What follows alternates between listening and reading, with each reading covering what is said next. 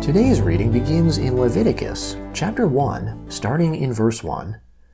The Lord called to Moses and spoke to him from the tent of meeting, saying, "Speak to the children of Israel, and tell them, when any one of you offers an offering to the Lord, you shall offer your offering of the livestock, from the herd and from the flock. If his offering is a burnt offering from the herd, he shall offer a male, without defect. He shall offer it at the door of the tent of meeting, that he may be accepted before the Lord. He shall lay his hand on the head of the burnt offering, and it shall be accepted for him, to make atonement for him. He shall kill the bull before the Lord. Aaron's sons, the priests, shall present the blood and sprinkle the blood around on the altar that is at the door of the tent of meeting. He shall skin the burnt offering and cut it into pieces.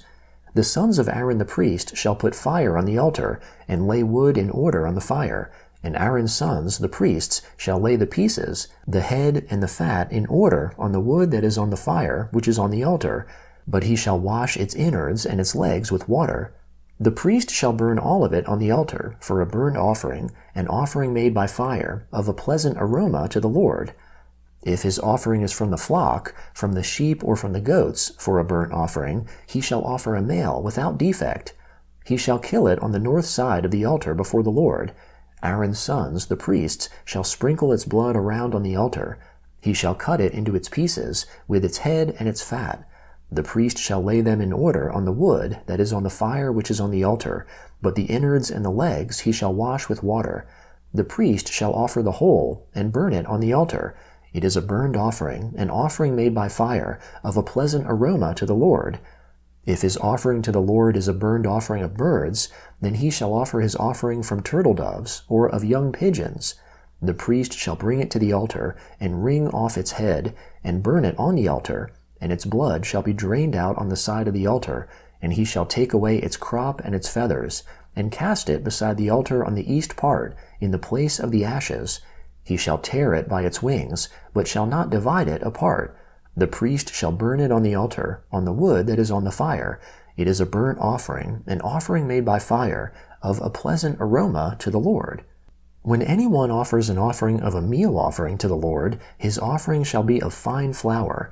He shall pour oil on it, and put frankincense on it. He shall bring it to Aaron's sons, the priests. He shall take his handful of its fine flour, and of its oil, with all its frankincense, and the priest shall burn its memorial on the altar, an offering made by fire, of a pleasant aroma to the Lord. That which is left of the meal offering shall be Aaron's and his sons. It is a most holy part of the offerings of the Lord, made by fire. When you offer an offering of a meal offering baked in the oven, it shall be unleavened cakes of fine flour mixed with oil, or unleavened wafers anointed with oil. If your offering is a meal offering made on a griddle, it shall be of unleavened fine flour, mixed with oil.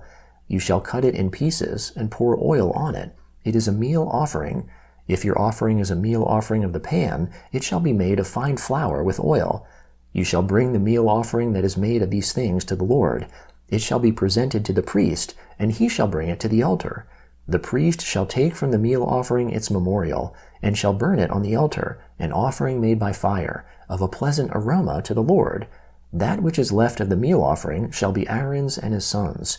It is a most holy part of the offerings of the Lord made by fire.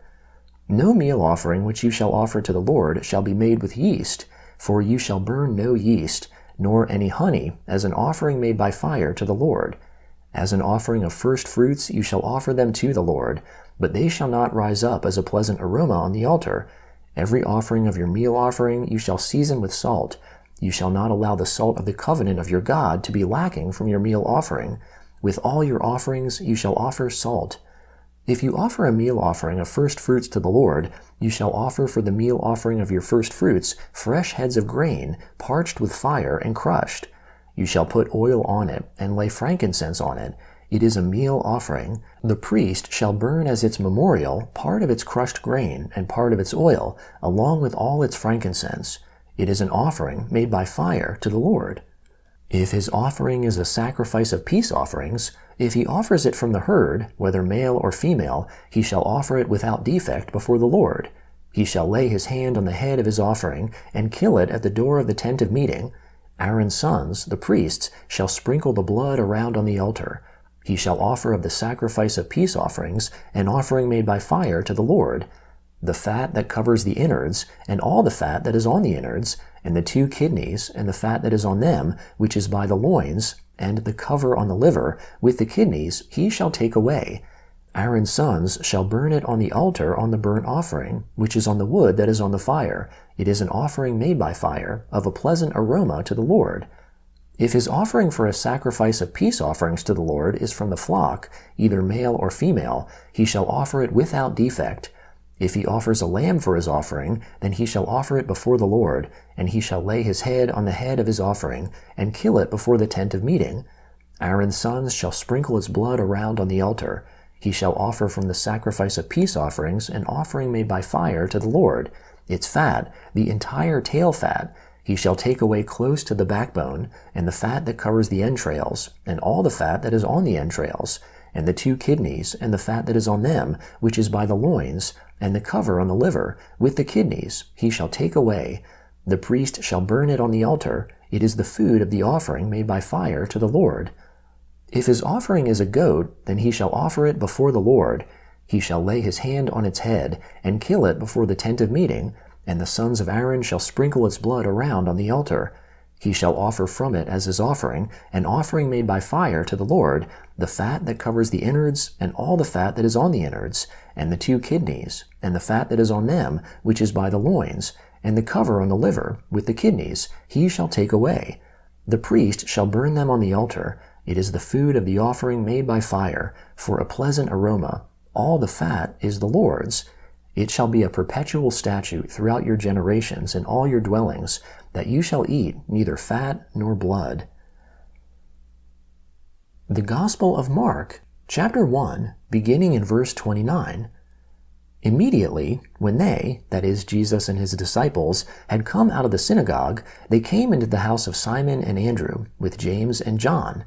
Now Simon's wife's mother lay sick with a fever, and immediately they told him about her. He came and took her by the hand and raised her up. The fever left her immediately, and she served them. At evening, when the sun had set, they brought to him all who were sick, and those who were possessed by demons. All the city was gathered together at the door. He healed many who were sick with various diseases, and cast out many demons. He didn't allow the demons to speak, because they knew him. Early in the morning, while it was still dark, he rose up and went out, and departed into a deserted place, and prayed there. Simon and those who were with him searched for him. They found him and told him, "Everyone is looking for you." He said to them, "Let's go elsewhere into the next towns, that I may preach there also, because I came out for this reason." He went into their synagogues throughout all Galilee, preaching and casting out demons. A leper came to him, begging him, kneeling down to him, and saying to him, "If you want to, you can make me clean."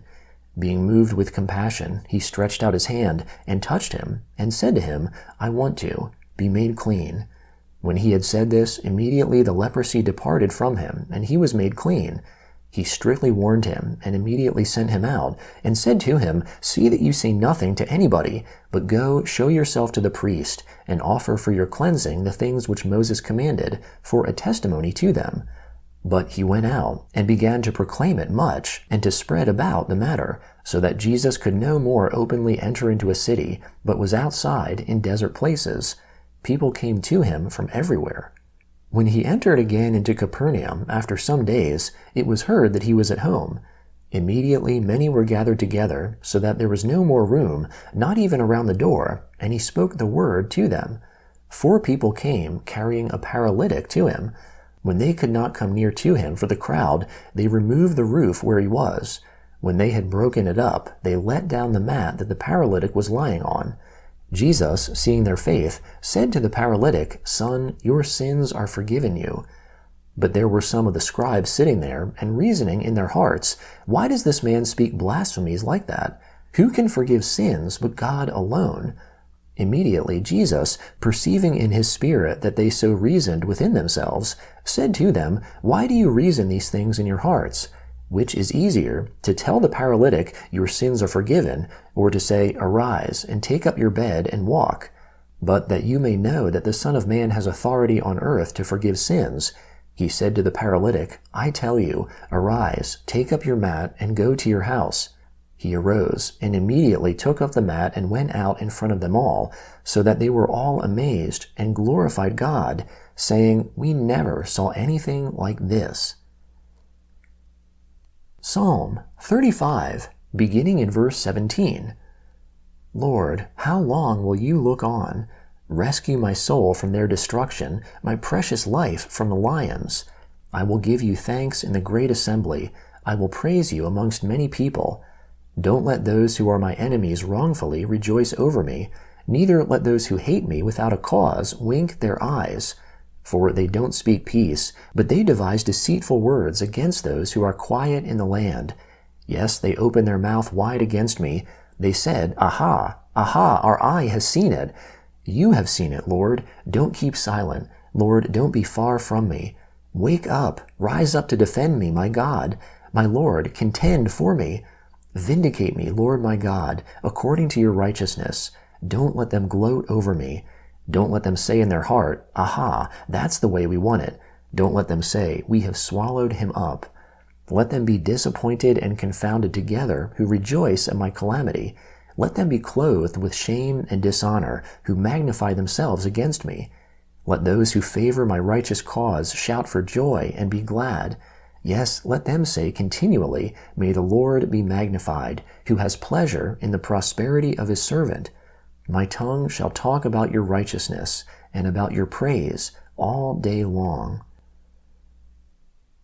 Proverbs chapter 9, beginning in verse 13. The foolish woman is loud, undisciplined, and knows nothing. She sits at the door of her house, on a seat in the high places of the city, to call to those who pass by, who go straight on their ways. Whoever is simple, let him turn in here. As for him who is void of understanding, she says to him, Stolen water is sweet, food eaten in secret is pleasant. But he doesn't know that the departed spirits are there, that her guests are in the depths of Sheol.